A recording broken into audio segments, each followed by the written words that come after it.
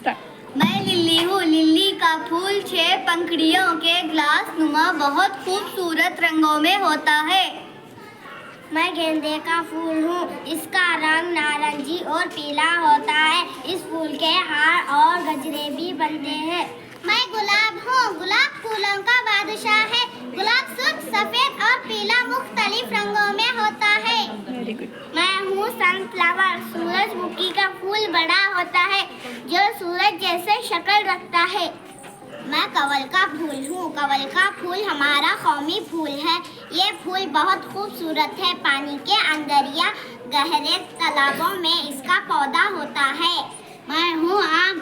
आम फलों का राजा है। ये गर्मियों के मौसम में आता है। ये हमारा कौमी फल है।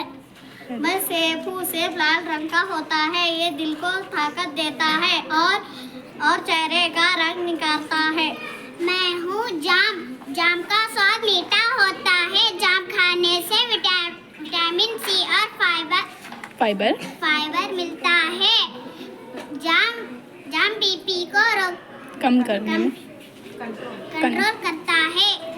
मैं हूँ ड्रैगन फ्रूट। ड्रैगन फ्रूट में विटामिन सी भरा होता है। इसका इस्तेमाल जूस और जेली के लिए किया जाता है। मैं हूँ संतरा। संतरा वजन कम करने के लिए मदद करता है।